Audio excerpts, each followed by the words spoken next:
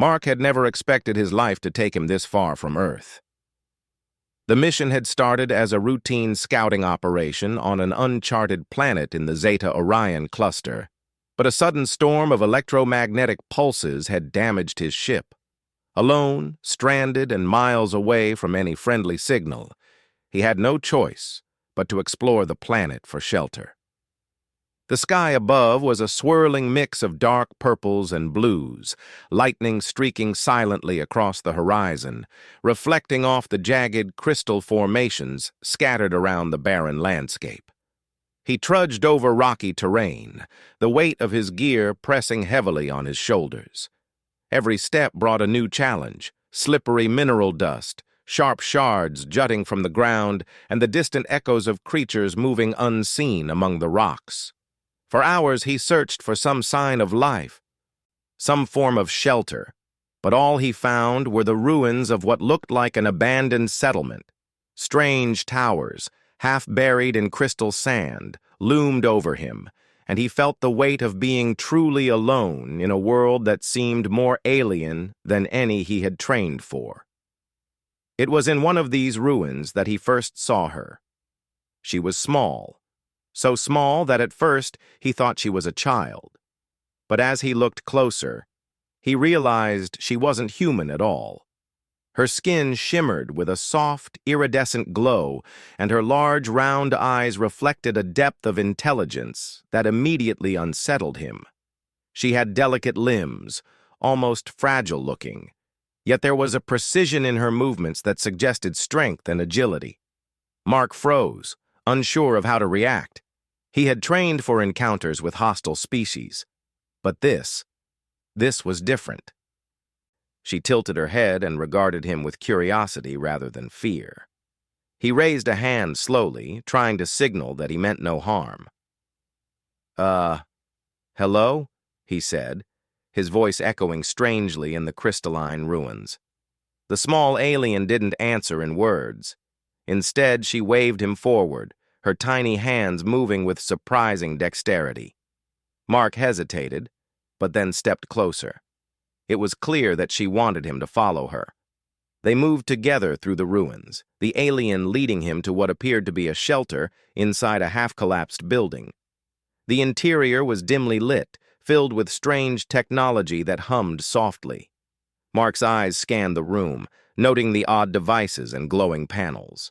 Nothing he saw resembled human technology, yet everything seemed functional, even elegant. The alien girl turned to him, her large eyes expectant.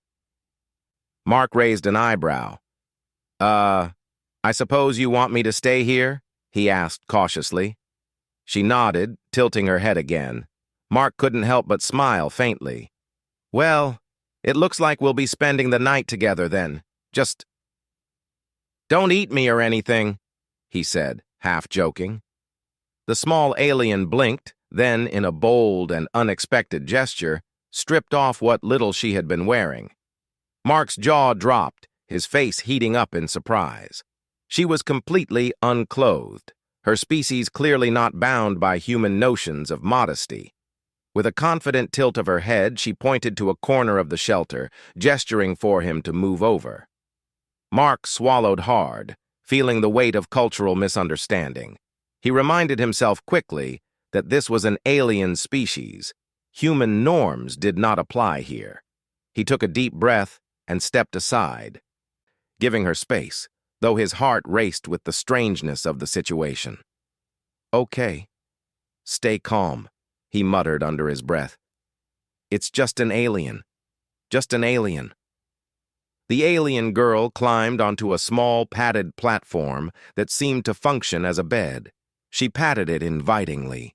Mark hesitated, then, realizing the storm outside was growing worse, reluctantly lay down at the other side. She observed him with those large, intelligent eyes, almost as if evaluating whether he was worthy of trust. As the storm raged outside, Mark and the alien sat in awkward silence. Eventually, he tried to break the tension. "So, what's your name?" She tilted her head again and produced a series of chirps and musical notes. Mark frowned. Okay, I'll call you..." Lyra, he said, choosing a simple, human-friendly name. She blinked, then made a small sound that could have been agreement. Over the next few hours, they communicated through gestures, simple words, and careful observation. Mark discovered that Lyra's species had abilities he could barely comprehend. She could manipulate small objects telekinetically, her movements precise and elegant. She seemed to understand technology instinctively, tapping glowing panels and causing them to react instantly. Mark found himself both fascinated and humbled. Despite the tension, there were moments of humor. At one point, he reached for a small pack of food, only for Lyra to snatch it away with a telekinetic flick. "Hey, that's mine!" he protested, and she made a chirping sound that seemed like laughter. He realized quickly that he would need to share everything, whether he wanted to or not. As the storm subsided outside, the two of them settled into an uneasy but growing camaraderie. Mark realized that surviving here would require more than just human ingenuity. He needed to trust Lyra, and she needed him as much as he needed her. Together, they made a plan for the next day, to explore the surrounding ruins and search for materials that might help repair his ship. Before sleep fully took him, Mark glanced at the tiny alien who was curled up comfortably on her side. There was an undeniable confidence in her posture, an assurance that came from living in a world far different from his own. Yet there was also curiosity. She seemed eager to understand him as much as he wanted to understand her. Mark allowed himself a small smile. "Well, this is definitely not Earth," he whispered, feeling a strange sense of companionship in the midst of the alien night. He drifted to sleep, the faint hum of alien technology surrounding him, and Lyra's soft, melodic chirps accompanying the distant echo of the storm's end. When he awoke, the sun, or what passed for a sun on this planet, was casting a soft lavender light through the crystal ruins. Lyra was already up, inspecting a panel that glowed softly with alien energy.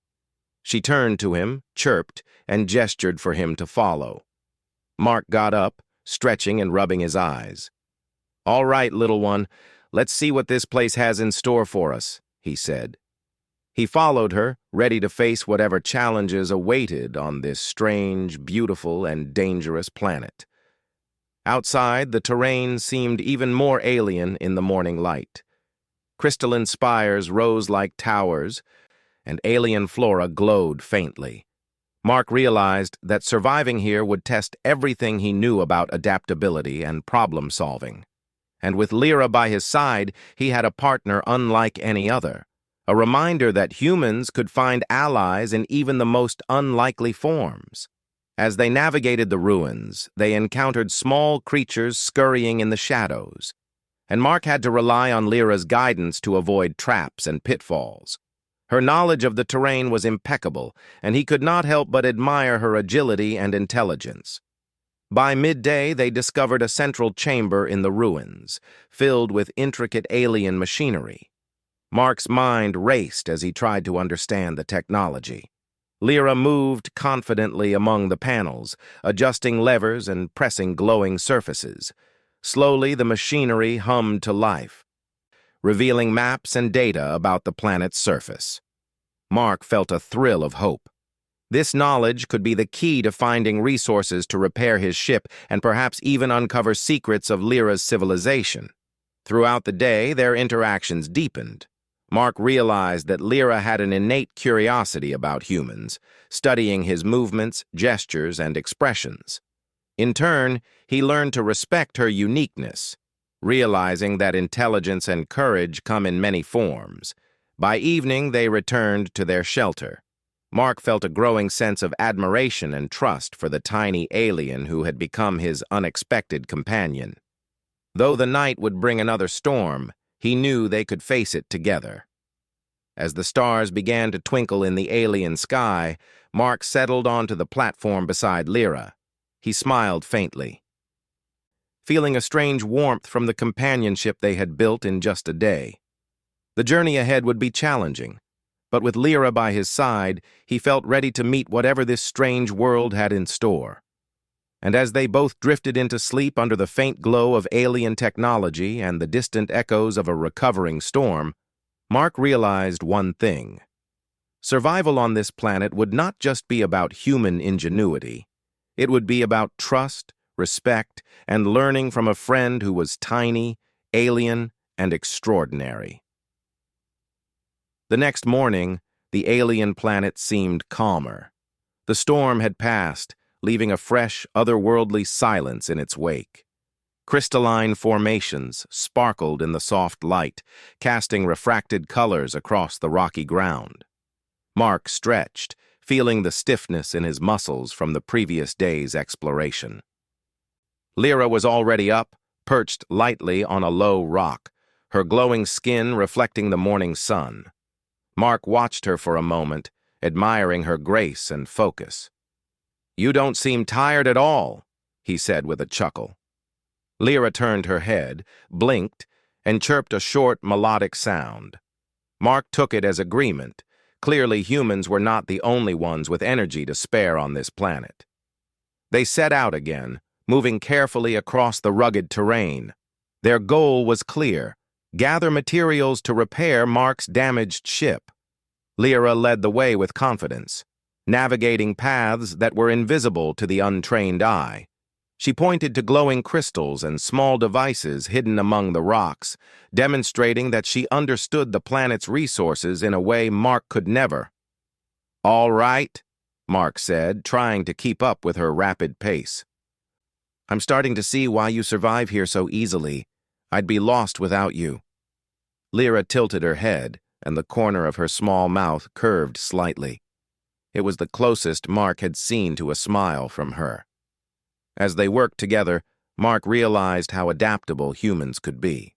He experimented with combining human tools with alien materials, sometimes with disastrous results, but always learning from each failure. Lyra watched attentively, occasionally adjusting his approach with quick, precise gestures. It was a lesson in patience, observation, and cooperation. Things no human manual could teach. Hours passed, and the sun climbed higher in the alien sky.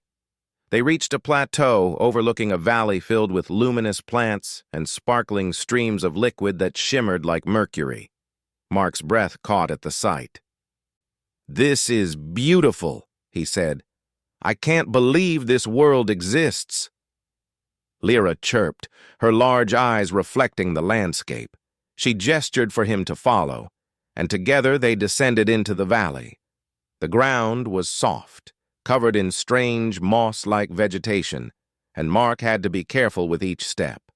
Lyra seemed to glide effortlessly over the terrain, jumping over obstacles with agility he envied. They found what they were looking for near the valley's center, a cluster of crystalline deposits, the perfect material for repairing parts of the ship's hull. Mark began gathering pieces while Lyra hovered nearby, using small telekinetic bursts to lift heavier chunks. It was fascinating to watch. Humans could adapt, but some alien abilities were simply remarkable. As the day wore on, Mark noticed movement in the shadows. A pack of creatures, unlike anything he had seen before, emerged from the underbrush. They were medium-sized, with armored scales and multiple eyes that glowed faintly. The predators moved silently, clearly aware of their prey. Mark froze, calculating their chances of escape. Lyra chirped urgently and pointed at a narrow path through the rocks. Mark understood immediately. They needed to use the terrain to their advantage. They moved cautiously, Mark carrying as much material as he could, while Lyra scouted ahead. The creatures followed, their movements stealthy but relentless. Mark realized that humans had an edge when it came to strategy and problem-solving. He signaled to Lyra, using gestures they had developed over the past day. Together, they set traps, simple human devices enhanced with alien materials and Lyra's telekinetic abilities. Rocks were rigged to fall, glowing energy panels were used as distractions, and narrow paths were exploited to funnel the creatures. When the first predator approached, it tripped a rock trap and fell into a shallow pit. Lyra chirped happily, bouncing in small leaps. Mark suppressed a laugh, impressed by how natural she seemed in danger. It was clear that her species thrived in this world, just as humans thrived elsewhere. Despite their success, more predators appeared. Mark knew they couldn't fight them all directly. He grabbed a glowing crystal and held it high, creating a blinding light.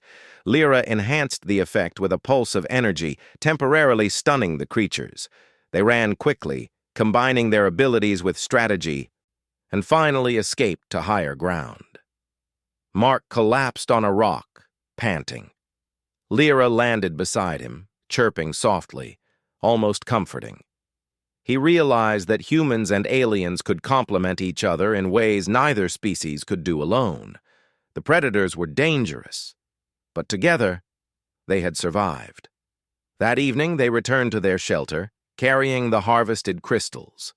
Mark began working on repairs, using a combination of human tools and alien materials. Lyra hovered nearby, assisting where she could. Slowly, the damaged ship began to regain its shape. Panels were replaced, circuits repaired, and energy fields stabilized. As night fell, Mark and Lyra sat together looking out at the alien sky. The stars were unfamiliar, but the feeling of awe was the same. "You know," Mark said, "I never thought I'd find someone like you, or a world like this. Humans can survive anywhere, but this is something else." Lyra chirped, resting her head lightly against his shoulder, as if understanding his words. They shared a quiet companionship, a bond formed from trust, mutual respect, and survival. Lyra's boldness, intelligence, and courage had challenged Mark, teaching him lessons about adaptability and humility. In turn, Mark's human ingenuity and resourcefulness had impressed her, earning her trust. Suddenly, a new challenge emerged. A sudden quake shook the ground, causing rocks to tumble from the cliffs above. Mark reacted instantly, grabbing Lyra and rolling out of the way of falling debris. The quake revealed a hidden chamber, its entrance glowing faintly. Mark's curiosity was piqued. "Looks like our adventure isn't over yet," he said. Lyra chirped excitedly, leaping forward. Together they explored the chamber, finding intricate alien machinery and strange symbols on the walls. It became clear that this planet had a history, and perhaps secrets that even Lyra's species did not fully understand. Mark studied the symbols, attempting to decipher them. Lyra assisted, pointing out patterns he had missed. Slowly, the symbols began to reveal a story, a civilization that had mastered energy manipulation and advanced technology long before Mark's arrival. It was a revelation that filled him with awe. The night passed with more discoveries. Lyra and Mark worked together to activate dormant systems, causing panels to glow and mechanisms to move. The chamber seemed alive, responding to their combined efforts. Mark realized that humans, with their creativity and adaptability, could achieve great things, even in alien worlds. By morning, the ship was nearly repaired. Mark looked at Lyra, feeling a deep sense of gratitude. "We make a good team," he said, smiling. Lyra chirped, her eyes sparkling. It was a simple acknowledgement, but it meant more than words could express. As they prepared to leave, Mark paused, looking out at the alien landscape one last time. He had come as a lone human, stranded and unsure. Now he was leaving with a friend, a partner, and a newfound respect for life beyond Earth. Lyra had taught him that survival was more than just physical endurance. It was about trust, cooperation, and understanding. The ship lifted off, the engines humming steadily. Below them, the planet stretched endlessly, filled with mysteries, dangers, and beauty. Mark knew that humans could adapt, survive, and thrive, no matter the world. But he also knew that the galaxy held countless surprises, and with allies like Lyra, humans could face anything. As stars streaked past the windows, Mark glanced at the tiny alien girl. She was perched on a console, watching the stars with wide, curious eyes. He smiled. "Next time I'll let you take the lead," he said. Lyra chirped, as if agreeing, and the bond between them solidified. Together, they flew toward the unknown, a human and a tiny alien, ready to face whatever challenges awaited them. The universe was vast, full of wonder and danger, but with courage, intelligence, and friendship, they knew they could overcome anything. Mark realized that this adventure had changed him. Humans were strong, adaptable, and resilient. But more than that, they could form connections that transcended species, culture, and planet. And with Lyra by his side, he felt ready for the future, wherever it might take them. The galaxy stretched endlessly before them, and for the first time in a long while, Mark felt truly hopeful. Humans could survive anywhere, adapt to anything, and form bonds that no challenge could break.